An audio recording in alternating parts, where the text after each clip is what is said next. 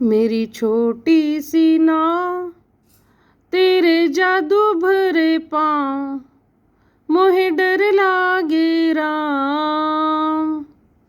कैसे बिठाऊं तुम्हें नाव में, मेरी छोटी सी नाव तेरे जादू भरे पाँव, मोहे डर लागे राम। कैसे बिठाऊं तुम्हें नाव में। अब बात उस समय की है जब राम भगवान लक्ष्मण और सीता सहित वनवास के लिए निकलते हैं। उनके साथ तब श्रृंगवेरपुर से उनके दोस्त, उनके मित्र निषाद राजगृह भी थे। तब वो उन्हें गंगा पार करनी होती है, वे केवट को बुलाते हैं। राम भगवान कहते हैं, भैया हमें गंगा पार करा दो। केवट कहते हैं, अच्छा तो तुम हो राम। भगवान हम देहाती जरूर हैं लेकिन मूर्ख नहीं। हम तुमका गंगा पार करके क्या हमें भूखे मरना है। राम भगवान कहते, क्यों भाई, ऐसा क्यों कह रहे हो? क्या तुम्हारी नौका हमारा भार नहीं उठा सकेगी? केवट ने कहा, वो बात नहीं है। तो बात क्या है? भगवान मैंने सुना है आपके चरणों की रज का स्पर्श पाकर एक शिला एक नारी में तब्दील हो गई, और ये मेरी तो काठ की नैया है, और ये बहुत दिनों से पानी में रहकर बहुत मृदु भी हो गई है। इसको अगर आपके चरणों की रज लग जाए तो ये न जाने क्या बन जाए, और ये अगर नारी में परिवर्तित हो गई तो मेरी रोजी रोटी का क्या होगा? मैं अपने परिवार का पालन पोषण कैसे करूँगा? इसलिए केवट कहता है, जब पत्थर से बन गई नारी, ये तो लकड़ी की नाव हमारी। करूं यही रोजगार, पालूं सब परिवार, सुनो सुनो जी दातार, कैसे बिठाऊं तुम्हें नाव में। भगवान कहते हैं, भाई ऐसी कोई बात नहीं है। तो केवट तो सुनता ही नहीं। तो कहता है, इसके लिए मेरी एक शर्त है। अगर आपको नैया पार करनी है तो पहले मैं आपके चरण धोऊंगा। वो चरण धोने वाला जो आपका जो पानी है, वो चरणामृत है, उसे मैं प्राशन करूँगा। अगर मुझे कुछ नहीं हुआ तो ही मैं आपको गंगा पार करूँगा। तुलसीदास जी अपने दोहों में बहुत अच्छा कहते हैं कि चरण पद कमल धोई चढ़ाई, नावन नाथ उतराई चहो, मोहि राम राउरियान दशरथ सपत सब साची कहो। बरु तीर मारऊँ लखनु पै, जब लगी न पाय पखारी हो, तब लगी न तुलसीदास नाथ कृपाल पार उतारे हो। सुन केवट के बैन प्रेम लपेटे अटपटे, बिहसे करुणा ऐन चितई, जानकी लखन सने। यहाँ पे बहुत सुंदर प्रसंग है। रामचरितमानस का यह प्रसंग ऐसा है, मतलब इसके पहले राम जी कभी खिलखिला के हंसे नहीं जीवन भर। कभी कभी मंद मंद मुस्कुरा दिया, तो कभी एक स्मित हास्य दे दिया, बस यही किया। लेकिन केवट क्या बोलता है कि पद कमल धोई चढ़ाई, नावन नाथ उतराई चहो, मोहि राम राउरियान, कि भगवान मुझे आपके पिताजी की आन है।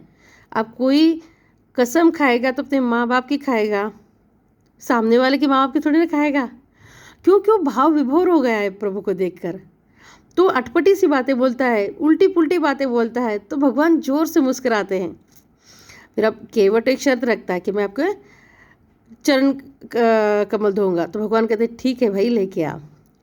तो वो कठौता लेके आता है, और फिर बड़े प्रेम से प्रभु पाँव धोए, पाप जन्म जन्म के रे खोए, हुए बड़े ही प्रसन्न किए राम दर्शन संग में सिया लखन। अरे बैठे रहो मेरी नाव में। अब वो चरणामृत पीता है तो जो उसको लगता है ये सौभाग्य केवल मुझे क्यों, मेरे परिवार वालों को भी तो मिलना चाहिए। तो अपना भगवान का चरणामृत तो सबको बांटता फिरता है। चरणामृत सबको पिलाऊं, तुझे फूलों की भेंट चढ़ाऊं। ऐसा समय बार बार नहीं आता सरकार, ऐ मेरे प्राणधार। अब तो बैठो मेरी नाव में। तो आखिर केवट प्रभु को अपनी नाव में बिठाते हैं। अब प्रभु का सत्संग पाना, प्रभु का संग पाना कोई मामूली बात नहीं है। करोड़ों कल्पों में किसी को वो सौभाग्य प्राप्त नहीं हुआ जो केवट को प्राप्त हुआ है। तो क्या प्रभु को जल्दी जल्दी जाने देगा? नहीं, वो तो धीरे धीरे नैया चलाता है कि प्रभु ज़्यादा से ज़्यादा मेरे साथ रहे। तो ब्रह्मानंद जी लिखते हैं, धीरे धीरे वो नाव चलाता, वो तो गीत खुशी के रे गाता। सोचे यही मन में, सूरज डूबे छिन में, नहीं जाओ बन में, बैठे रहो मेरी नाव में। अब जब वो चरण रस धोता रहता है तब गंगा नदी उन पैरों को पहचान जाती है, क्योंकि वो उनका उगम स्थान है, वो उनके तात का घर है। क्योंकि विष्णु भगवान के पैरों के अंगूठे के नख से ही गंगा नदी का जन्म हुआ है। तो वो तो अपने स्वामी को पहचान जाती है, तो वो भगवान को मिलने के लिए उछलती रहती है। ऊंची ऊंची उनकी तरंगे उठती हैं।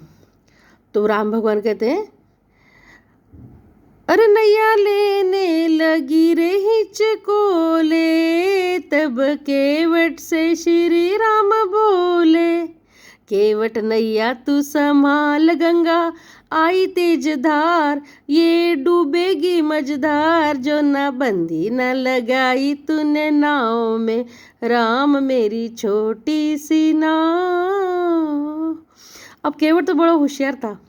वो बोले, प्रभु जी अभी मेरा डिपार्टमेंट नहीं है, अब इस नैया में डेरा आपका हो गया है, और जहाँ आपका डेरा हो ब्रह्मांड में ऐसी कौन सी शक्ति है जो अपना बस चलाए? प्रभु जी यहाँ तो केवल आप ही का बस चलेगा। अब केवट कहते हैं, अब बस तो नहीं है कछु मेरा, जब नाव पर है डेरा तेरा, भव सिंधु है अपार, लाखों बेड़े किए पार, ये नैया तू संभाल जरा, ठोकर लगाओ इस नाव में, राम मेरी छोटी सी नाव। अब भगवान को जब नैया संभालने का काम वो सौंप रहा है तो लक्ष्मण जी को तो क्रोध आना लाजमी है। उनको बहुत क्रोध आता है कि अरे मेरे भैया को ये काम दिलवा रहा है, काम दे रहा है। तो लक्ष्मण जी गुस्सा होते हैं। बात सुन के राम मुस्काए, लक्ष्मण के क्रोध चढ़ी आए, लक्ष्मण के क्रोध चढ़ी आए। तब बोले अयोध्या नाथ लक्ष्मण करो शांति पाठ, मेरे भक्तों का है ठाठ, अब तो केवट ने खरीदा इस नाव में, राम मेरी छोटी सी नाव। अब जैसे तैसे नैया पार होती है। अब केवट को उतराई देने का समय आता है तो प्रभु जी तो सकुचा जाते हैं कि अरे मेरे पास तो कुछ भी नहीं है आज केवट को देने के लिए। लेकिन प्रभु के मन की बात तो सीता माता बेखूबी जानती है। उनके पास राम नाम अंकित एक मुंदरी यानी अंगूठी रहती है, वो राम भगवान को देती है मुद्रिका और कहते हैं ये केवट को दे दो। राम भगवान वो मुद्रिका केवट को देने लगते हैं तो केवट तो मना ही करते हैं। राम भगवान कहते हैं ले लो मल्लाह ये उतराई, मेरे पल्ले नहीं कोई पाई, तेरा बना रहे रोजगार, तेरी होगी जय जयकार, बैठे आए हम तेरी नाव में, मेरी छोटी सी नाव तेरे जादू भरे पाँव, मोहे डर लागे राम, कैसे बिठाऊं तुम्हें नाव में। केवट कहता है, प्रभु जिनका प्रोफेशन एक ही होता है ना, जिनका काम एक ही होता है, वो एक दूसरे से कोई मजूरी नहीं लेते हैं। जैसे नाई से नाई मजूरी नहीं लेगा, धोबी से धोबी धुलाई नहीं लेगा, वैसे आपका और मेरा काम एक ही है। प्रभु जी बोले, आप मेरा और तुम्हारा काम एक कैसे? केवट बोला, इतने अज्ञानी ना बनो नाथ, मैं तो केवल एक नदी का केवट हूँ जो इस पार से उस पार लाता ले जाता हूँ। आप तो उस भवसागर के केवट हो जहाँ जीवों को आप तार देते हो, भवसागर से पार उतार देते हो। केवट कहते हैं,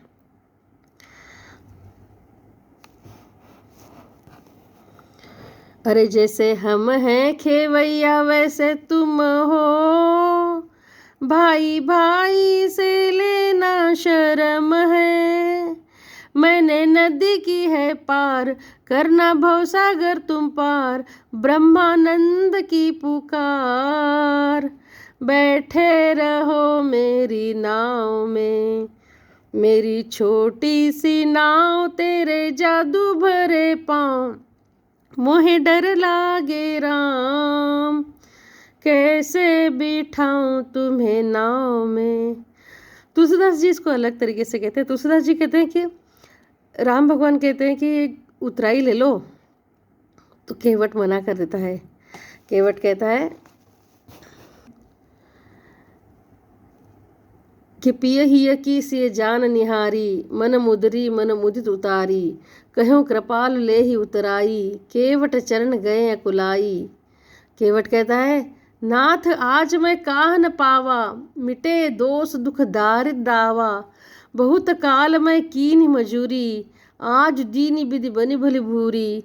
अब कछु नाथ न चाहिए मोरे, दीन दयाल अनुग्रह तोरे, फिरति बार मुहि जो देबा, सोई प्रसाद में सिर धरि लेबा। वो कहता है, भगवान अब वापस घूम के जब आओगे ना, तब मुझे उतराई देना। मतलब यहाँ पे क्या किया उसने, प्रभु को बांध लिया, प्रभु को बाध्य कर दिया कि वापस आते वक्त तुम्हें मुझे मिलके ही जाना पड़ेगा। केवट बहुत चतुर है, उसने उतराई नहीं ली, लेकिन वो मांग लिया जो बड़े बड़े ज्ञानियों की वो भी नहीं सूझा। वो कहता है, प्रभु वापस आके मुझे उतराई दे देना, आप जो भी दोगे मैं ले लूँगा। फिर तुलसीदास जी कहते हैं, बहुत कीन बिनती प्रभु नहीं कछु केवट ले, विदा कीन करुणा एतन भगत विमल बरु देहि। भगवान ने भी उसे वो दिया जो बहुत ही विरले को मिलता है। भगवान ने उसे अपनी विमल भक्ति प्रदान की। बोलो सियावर रामचंद्र की जय, भगवान के भक्तों की जय, केवट महाराज की जय।